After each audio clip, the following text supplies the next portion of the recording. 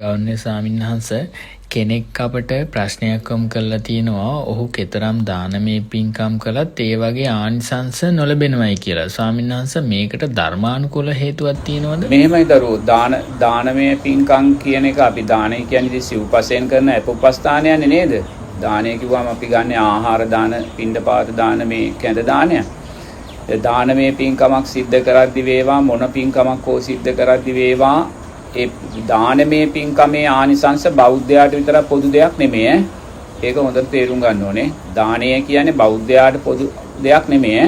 ක්‍රිස්තියානි මහත්තයෙක් දන් දුන්නත්, මුස්ලිම් මහත්තයෙක් දන් පූජා කළත්, හින්දු මහත්තයෙක් දන් පූජා කළත් ඒ දානෙට අදාළ ආනිසංසය අපිට ලැබෙනවා.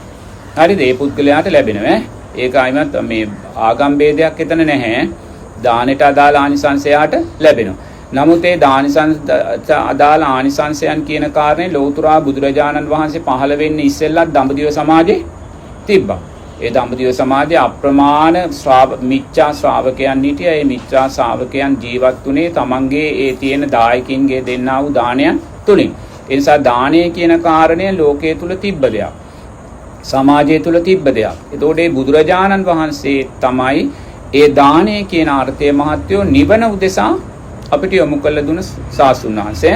උන්වහන්සේ දානය කියන කාරණය නිවන උදෙසා අපිට උපකාර කරලා දුන්නා. ඒ නිසා අපි දන් දුන්නායි කියන කාරණයෙන් අපිට ප්‍රතිඵල බලාපොරොත්තු වෙන්න බෑ. තේරෙනවද? දන් දුන්නායි කියන කාරණයෙන් අපිට අද දන් දීලා හිට ප්‍රතිඵල බලාපොරොත්තු වෙන්න විදියක් නැහැ. මොකද අපි දන්නේ නැහැ අපේ පිටිපස්සේ මොන අකුසල් සංස්කාර තියෙනවද කියන කාරණය. තේරෙනවද? අපි සමාජ සංසාරේ සත්ව හිංසනය කරලා තියෙන්න පුළුවන්, සත්ව ඝාතන කරලා තියෙන්න පුළුවන්. අපි ද්වේෂය පුහුණු කරලා තියෙන්න පුළුවන්. අපි අනුන්ගේ සැපයට ඊර්ෂ්‍යා කරලා තියෙන්න පුළුවන්. තේරෙනවද? එවැනි සංස්කාර බලවත් සංස්කාර අපි තුල තියෙනවා නම් අපි කොච්චර දන් පූජා කරන කියන කාරණේට අර බලවත් අකුසල් සංස්කාරයටපත් වෙන්නේ නැහැ. තේරෙනවද? අපි මේ ජීවිතයේ කල්යාණ මිත්‍ර ආශ්‍රයයක් ලැබලා දන් පූජා කරනවා. නමුත් අපි පෙර ජීවිතේ සංඝයාට පූජා කරන්නා වූ දානයන් වළක්වලා තියෙන්න පුළුවන්. සමහරට ඒ ස්වාමීන් වහන්සේ සෝවාන් ඵලයටපත් වෙච්ච ස්වාමීන් වහන්සේ කෙනෙක් වෙන්න පුළුවන්.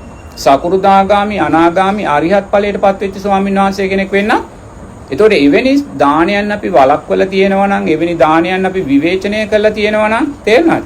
දැන් අර කොසල් රජතුමා අසිදිසි දානේ පූජා කරපු වෙලාවේ මල්ලිකා බිසව කොසල් රජතුමාගේම ඇමති මණ්ඩලයේ ඉන්න ඇමති කෙනෙක් මේ අසිදිසි දානේ බලවත් ආකාරයෙන් විවේචනය කරනවා.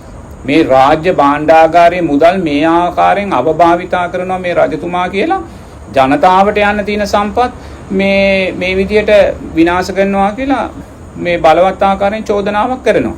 ඒ වෙලාවේ බුදුරජාණන් වහන්සේ මේක දැනගෙන කියනවා දන් නොදෙන කෙනා Taman දන් දෙන්නේ නැහැ. අනුන්ට දන් දෙන්නේ. ඒක දැන් බලන්න දැන් ඒ පුද්ගලයා ඊළඟ ජීවිතේ මනුෂ්‍ය ජීවිතයක් ලබනවා. මනුෂ්‍ය ජීවිතේ ලබන දානේ අදාළ වෙන්නේ නැහැනේ. දන් දුන්නාද නොදුන්නාද දානේ විවේචනය කළාද කියන කාරණය ඊළඟ මනුෂ්‍ය ජීවිතයට අදාළ වෙන්නේ. මනුෂ්‍ය ජීවිතේ ලබන්නේ කුමක් නිසාද? තෘෂ්ණාපච්චය උපාදානං. එයාට මනුෂ්‍ය ලෝකයේ කෙරේ උපාදානයක් ඇති කරගත්තා නම් එයා මව් කුසක ඉපදෙනවා. නමුත් මව් කුසක ඉපදිලා එයා මොන හේතුවක් නිසා වූ කල්යාණ මිත්‍ර ආශ්‍රයකුත් ලබනවා. ඒකත් එයාගේ පෙරපිනක්. එතකොට ඒ කල්යාණ මිත්‍ර ආශ්‍රයයක් ලැබලා එයා දානේ ආනිසංස පක්ෂය දකිනවා. දැකලා එයා දන් දෙනවා. නමුත් එයාට ආනිසංස එන්න විදියක් නැහැ නේද? අතන කරගත්තා වූ මහා බලවත් අකුසලයක් තියෙනවානේ. බුදුරජාණන් වහන්සේ ප්‍රමුඛ රහතන් වහන්සේලා 500කට දුන්නා වූ අසිතිස් දානය විවේචනය කළා. හරිද? නමුත් මොනවා හේතුවක් නිසා මේ තෘෂ්ණාපච්චය උපාදානං කියන ධර්මතාවය තුල එයා නැවත මනුෂ්‍ය ජීවිතයක් ලබනවා. නමුත් මොකක් හෝ සංසාරේ කරපු ධර්ම දානමේ පින්කමක් නිසා යාට කල්යාණ මිත්‍ර ආශ්‍රයකුත් වෙනවා. එයා දානේ ආනිසංස දකිනවා.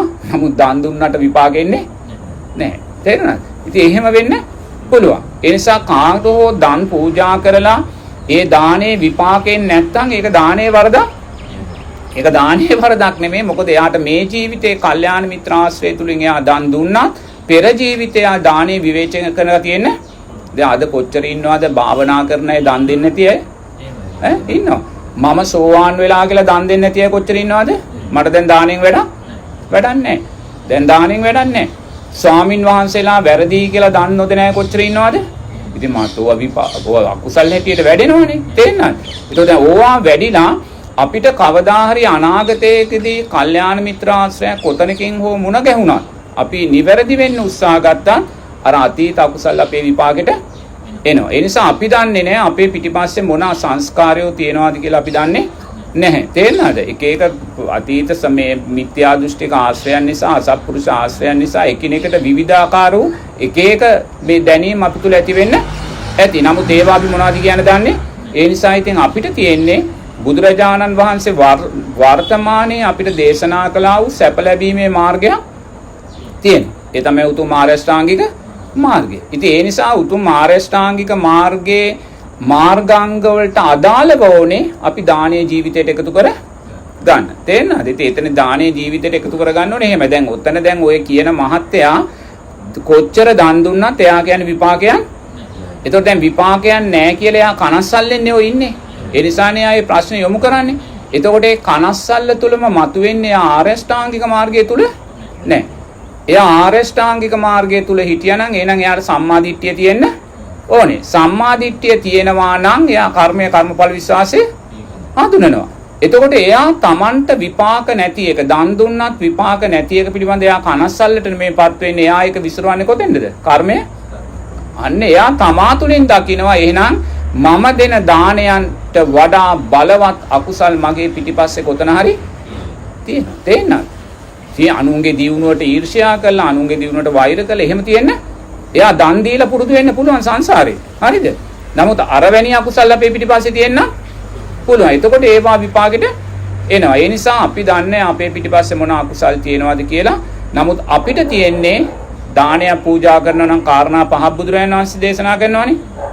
එක තෙරුවන් කෙරෙහි සද්ධාවෙන් දන් දෙන්න. හරිද? දෙක තෙරුවන් කෙරෙහි ගරුත්වයෙන් දන් දෙන්න. තුන කර්මය කර්මඵල විශ්වාසයෙන් දන් දෙන්න. හතර සියතින් සකසා දන් දෙන්න. පහ ප්‍රණීතභාවයෙන් එච්චරයි. දැන් අපිට තියෙන්නේ උතෙන්ට එන්නයි. දැන් ඔය කාරණා පහ පරිපූර්ණ කරගෙන අපි දන් දුන්නත් හරිද? අපි නිරතුරුව අපි තුලින් සම් පරීක්ෂණයකට එන්න ඕනේ. අපේ දානීය ආර්යශ්‍රාංගික මාර්ගයේ තුලද අපි පූජා කරන්නේ කියලා. හරිද? දැන් කෙනෙකුට තෙරුවන් කෙරේ සද්ධාව, තෙරුවන් කෙරේ ගරුත්වය තියෙනවා කියන කාරණේදීම කර්මය කර්මඵල විශ්වාසයේ තියෙනවා කියන කාර්යදීම ඒකෙන් අදහස් වෙන්නේ මොකද්ද? එයා තුල සම්මාදිට්ඨිය තියෙනවා. එයා තුල සම්මාදිට්ඨිය තියෙනවා. ඒතකොට සම්මාදිට්ඨිය තියෙනවා නම් මම මෛත්‍රියෙන් දන් දෙන්න ඕනේ කියන කාරණේ කියන්න ඕනේ නැහැ. මොකද එයා තුල සම්මාදිට්ඨිය තියෙනවා. දැන් තෙරුවන් කෙරේ සද්ධාව තෙරුවන් කෙරේ ගරුත්වය කර්මය කර්මඵල විශ්වාසයේ දානයේ තුල ශක්තිමත්ව තිබුණා නම් එතන සම්මාදිට්ඨිය තියෙනවා. එහෙනම් මං ආයිමත් දන් දෙද්දි මෛත්‍රියෙන් දෙන්න ඕනේ කියන කාරණේ කියන්න ඕනේ නැහැ. එහෙනම් සම්මාදිට්ඨියයි මෛත්‍රියයි දෙකම තිබ්බනම් එයා තුල සීලයට අදාළ ආජීවට්ටමක සීලය තියෙනවා. මොකද තෙරුවන් කෙරේ සද්ධාව තියෙනවනේ. එයා මාර්ගය දකින්නේ තෙරුවන්ට අදාළව. එයා මිච්ඡා ආජීවයන්ට යන්නේ නැහැ. මොකද තෙරුවන්ට අදාළව එයා මාර්ගය දකින්නේ. එහෙනම් ඉතින් තෙරුවන්ට අදාළව එයා මාර්ගය දකිද්දී අනිවාර්යෙන්ම සීලයත් එතන තියෙනවා. ඒ නිසයි මම මුලින් කිව්වේ දානයක් පූජා කරද්දී අර කාරණා පහ ඔබ තුල තියෙනවා නම් අපි ආයිමත් ආර්යශ්‍රාංගික මාර්ගය එතන හොයන්න අවශ්‍යතාවයක් නැහැ. තේරෙනවද? නමුත් අපි ආර්යශ්‍රාංගික මාර්ගය හොයන්න අවශ්‍යතාවයක් නැති වුණත් අපි ස්වයං පරීක්ෂණයක් අපි තුල නිරතුරුවම කරන්න ඕනේ. දැන් මම හිතනවා නම් මම දන් දෙන්නේ තෙරුවන් කෙරේ සද්ධාවෙන් කර්මය කර්මඵල විශ්වාසයෙන් තෙරුවන් කෙරේ ගරුත්වයෙන් කියලා. නමුත් පුතේ අපිට දානීය නිසා කේන්ති ඇති වෙනවා නම් තේරෙනවද? දානීය නිසා අපේ සිල්පද දුර්වල වෙනවා නම් තේරෙනවද? දන් දෙද්දි කොච්චර සිල්පද දෙනවද? දන් දෙද්දි සමහර ලාවට අපි මනුස්ස හිංසනයම සිද්ධ වෙනවා. මම දැකලා තිනවා දන් පූජා කරන්න ආපුවාම හැන්ද වැටෙනවා. වැටුනහම එයා මොකද්ද කරන්නේ? අනිත් කෙනාගෙන් හැන්ද නමුත් පුතේ හැන්ද දෙන්න තියා ඉන්නවා. තේරෙනවද? එහෙම ඉන්නවා. දැන් කොළඹ ඒක නෑ. කොළඹ උඟාක්ම සීමිතයි. නමුත් ගෑත ගම්මානවල එහෙම හන්ද යා දෙන්න කැමති නෑ. තේරෙනවද? එහෙම එක්කෙනෙක්ගෙන් ඉල්ලා දෙන්නේ තුන්වෙනියාගෙන් තමයි හන්ද දෙන්නේ. සමහරු ඉන්නවා බලෙන් ඊට එක දැකලා දෙනවා. තේරෙනවද? ඒ වගේ එතනදී මෙයා මනුස්ස හිංසනයක නේ දෙන්නේ. තේරෙනවද? ඒ වගේ අපි අනිවාර්යයෙන්ම අපි හිතුවත් අපි තෙරුවන් කෙරේ සද්ධාව තුල ඉන්නවා. තෙරුවන් කෙරේ ගරුත්වයේ ඉන්න තුල තියෙනවා. කර්මය කර්මඵල විශ්වාසය තුල අපි ඉන්නවා නම් එතන අනිවාර්යයෙන්ම මෛත්‍රිය සීලය සමස්ත ආර්ය අෂ්ටාංගික මාර්ගයේ දානය තුල තියෙන්න ඕනේ. නමුත් ඉතින් ඇත්ත වශයෙන්ම හිත කියන්නේ මායя හිත අපිව රවට්ටන්න පුළුවන්. තේරෙනවද? ඒ නිසා අපි හැම වෙලාවෙම දානේ ආනිසංස පක්ෂයේ දුර්වල නම් ඒක දානේ වරදක් නම් නෙමේ. දන් දුන්නොත් අනිවාර්යයෙන්ම වර්ණයේ සැපේ බලය කියන කාරණා තුන අපිට ලැබෙනවා. ඒ දන් දෙන කෙනා සිල්වත්ව දන් දුන්නොත් ආයුෂ වර්ණයේ සැපේ බලය කියන කාරණා හතරම ලැබෙනවා. හැබැයි එතන අනිවාර්යයෙන්ම සීලය තියෙන්න ඕනේ. සීලය නැත්නම් එතෙන්ට ආයුෂ කියන කාරණේ එන්නේ නැහැ. සීලයත් ආවොත් තමයි ආයුෂ වර්ණයේ සැපේ බලය හතර මෙතෙන්ට එන්නේ. නැත්නම් ආයුෂ වර්ණයේ සැපේ මේ වර්ණයේ සැපේ බලය තමයි එතන ලැබෙන්නේ. ඒ නිසා දානේදී ඒ ආනිසංස පක්ෂය අඩු නම් ඒක දානේ වරදක් නන් නෙමේ. ක්‍රිස්තියානි මහත්තෙක්, මුස්ලිම් මහත්තෙක්, හින්දු මහත්තෙක් දන් දුන්නත් ඊට අදාළ වර්ණයේ සැපේ බලය ලැබෙනවා. නමුත් ඒ දාණය කවදාකවත් සම්මා දානයක් බවට පත් වෙන්නේ. ඒ දාණය කවදාකවත් අපිට සම්මා සතියක්, සම්මා සමාධියක්, සම්මා ඥානයක්, සම්මා විමුක්තියක් උදෙසා හේතු වෙන්නේ. ඒක හුදු සංසාරයේ මේ කාම භවයන්හි වර්ණයේ සැපේ බලය පිණිස හේතු වෙනවා. ඒ නිසා දන් දීලා ආනිසංස පක්ෂය අඩු නම් එයාත් කරන්න ඕනේ මොකද්ද? තව තවත් තෙරුවන් කෙරේ ශ්‍රද්ධාව ශක්තිමත් කරගන්න. මොකද වරද තියෙන්නේ තමා තුලයි, දානයේ තුලවත් අනුන් තුලවත් නෙමේ. අපි කොච්චර දන් දුන්නත් ඊට වඩා බලවත් අකුසල් අපි සංසාරේ කරලා තියෙනවා. ඒ කරලා තියෙන එච්චර හොඳටම දන් දීලත් ඒ දානේ ආනිසංස ලැබෙන්නේ නැත්නම් මහත්වෝ ඒ අකුසල් අපි කරලා තියෙන හුඟක් සිල්වත් අයට. සිල්වත් අයට දෙන දානේ වළක්වලා, සිල්වත් අයට දෙන දානය විවේචනය කරලා තේනවද? එතකොට සමාජය තුල කෙනෙක් දන් දීලා ආනිසංස ලැබෙන්නේ නැත්නම් ඒක අපි කමටහනක් කර ගන්න ඕනේ. අපි කමටහනක් කර ගන්න ඕනේ. මොකද දානය තුලින් පමණක් අපිට මේ ප්‍රශ්නේ විසඳන්න බැහැ. ඒ කියන්නේ අපේ දානය අනිවාර්යයෙන්ම ආර්ය අෂ්ටාංගික මාර්ගයේ වැඩෙන්නේ සම්මා වායාමයක් හැටියට. හරිද? ඒතකොට සම්මා වායාමයක් හැටියට වැඩෙනවා නම් අපි හැම වෙලාවෙම දක්ෂ වෙන්න ඕනේ අපේ දානය ඊට ඉහළින් තියෙන මාර්ගාංග පහෙන් පෝෂණය කරන්න. තේරෙනවද? ඊට ඉහළින් තියෙන මාර්ගාංග පහෙන් පෝෂණය වුණොත් පමණයි අපි දෙන දානය සම්මා වායාමයක් වෙන්නේ. සම්මා වායාමයක් වුණොත් පමණයි සම්මා සතිය අපිට ඇති වෙන්නේ. එතනින් තමයි සම්මා සමාධියට. සම්මා සමාධිය අපි ඇති වුණා නම් දානේ ආනිසංස ලැබුණත් අපි ඒ දානේ ආනිසංසට ඇලෙන්නේ. අපි දානේ ආනිසංස නොලැබුණත් අපි ඒකට ගැටෙන්නේ. ඒක අපි හේතුඵල ධර්මයක් හැටියටම දකිනවා. තේරෙනවද? එහෙම තමයි ඒක විසඳ ගන්න ඕනේ.